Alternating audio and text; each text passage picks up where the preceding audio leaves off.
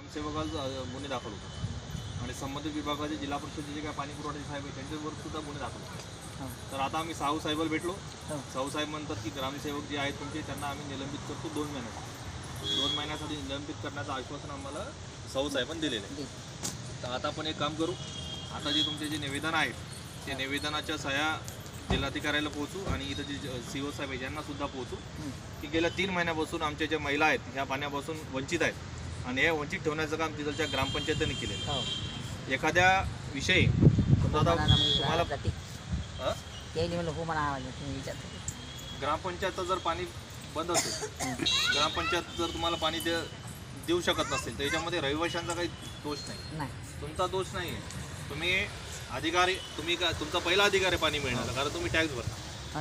Tax जो भरतो आपण त्याच्यातून या अधिकाऱ्यांचे पगारी होतात, या अधिकाऱ्यांचं घर चालतं. जर तुम्ही जर टॅक्स भरत असाल आणि तुम्ही जर ते सुविधा जर तुम्हाला भेटत नसतील तर याच्यात ग्रामपंचायत सुद्धा दोषी.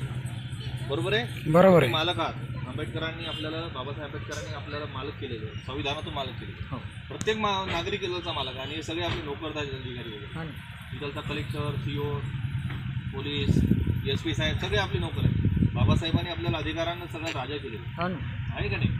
पहिले काय होतं, राणीच्या पोटातून राजा व्हायचा, आता मतपेटीतून राजा. आणि आपल्याला लेखणीचा अधिकार बाबासाहेबांनी दिले आहे का नाही? तुम्ही मालक आहात, तुम्ही नोकर नाही आहे. आणि तुम्ही इथं आले ही सगळ्यात मोठी शोकांतिक आहे. ग्रामपंचायतनं तुम्हाला पाणी दिलं पाहिजे. ग्रामपंचायतनं ठराव घेतला पाहिजे, सभा घेतली पाहिजे की बाबा या ग्रामपंचायतच्या पाण्याचा प्रश्न आम्ही इतक्या दिवसात सॉल्व्ह करणार का तितक्या दिवसात सॉल्व्ह करा. तुम्ही पाणी मागायला आले म्हणजे काय उपकार नाही करायला आले, त्यांनी तुमच्यावर पाणी दिलं पाहिजे. कारण तुम्ही त्याचे रहिवासी, तुम्ही टॅक्स भरता, तुम्ही जे करता त्याच्यातून तुम्हाला पाणी मिळतं. बरोबर आहे? हे कायदा काढून आपल्याला माहीत पाहिजे. म्हणून बाबासाहेब आंबेडकर काय म्हणायचे, शिका संघटित व्हा संघटित आहे का नाही?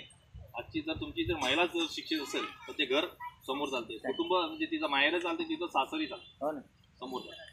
म्हणून कायदा वाचा. कायदा जर तुम्हाला माहीत असेल तर एक बाई सुद्धा मंत्रालयात जाऊन धिंगाणा करू शकते. एक बाई, फक्त कायदा माहिती. कायदा माहीत जर माहीत झालं तुम्हाला तर तुम्ही कोणाच्या बापाला ऐकत. पाणी पिण्याचा अधिकार आपल्याला, पण मग तो का नाही भेटत आहे तर ते ग्रामपंचायत दोषी आहे, तुम्ही दोषी नाही. तुम्ही आरोपी सारखे आले, निवेदन द्यायला लागले, तुम्हाला काहीच गरज नाही निवेदन द्यायची. तुम्ही आरोपी आहे का? तुम्ही पाणी मागायला आले म्हणजे काय मोठा गुन्हा केला का तुम्ही? काहीच नाही. तुम्ही चला बा दारू दारू दारू चालू करा रे, दारूचे अड्डे चालू करा, दारूच्या भट्ट्या चालू करा, मग तुम्ही आरोपी आहे. मोर्चा घेऊन आले तुम्ही, दारू दारू दारू चालू करा, दारू चालू करा, मग तुम्ही आरोपी. वरली मटका चालू करा रे म्हणलं की तुम्ही आरोपी. तुम्ही पाणी मागायला आले म्हणजे काय तुम्ही काय लय मोठा असा गुन्हा नाही केला. पाणी देणं हा सगळ्यात मोठा अधिकार आहे ग्रामपंचायत आहे ना. तर या संदर्भातले जे काही अधिकारी असतील त्याला आपण तात्काळ निलंबित करण्याची विनंती करू जिल्हाधिकारी साहेबांना आणि CO साहेबांना. आणि जो कोणी ग्रामसेवक असेल त्यांनी तुम्हाला पाण्यापासून वंचित ठेवलं असेल त्यांना सुद्धा आपण पाण्यापासून वंचित, त्याच्यावर सुद्धा पाण्यापासून वंचित ठेवण्याचा मानवाधिकाराखाली म्हणजे ह्युमन राईट्स कमिशन काय म्हणते, तुम्हाला जर संबंधित व्यक्तींना जर अन्न वस्त्र निवारा जर देऊ शकत नसाल तर तुम्ही दोषी आहे. तर जर ग्रामपंचायत तुम्हाला पाण्यापासून वंचित ठेवत असेल, जर तुम्हाला एखादं राशनचं दुकान जर तुम्हाला अन्न पुरवठ्यापासून दोषी ठरवत असेल तर मानवाधिकाराखाली ते दोषी आहे.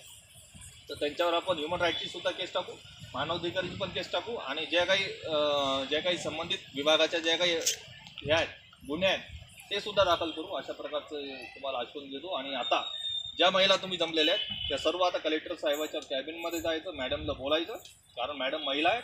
महिला जास्त असल्यामुळे महिलांची बाजू जास्त भक्कमपणे आपण मांडू शकतो. तर आता हे सगळ्या ज्या महिला आहेत त्या एकदा कलेक्टर मॅडमला भेटूया आणि तो जो ग्रामसेवक आहे ते ग्रामपंचायतीचे जे काही सदस्य आहेत त्यांना आपण निलंबित करण्यासाठी एक विनंती अर्ज करूया आणि आम्हाला तात्काळ पाणी पुरवठा व्हावा यासाठी आपण जोर धरूया. अन्यथा घागर मोर्चा किंवा आमरण उपोषणाचा आपण इशारा देऊया. ठीक आहे? ओके.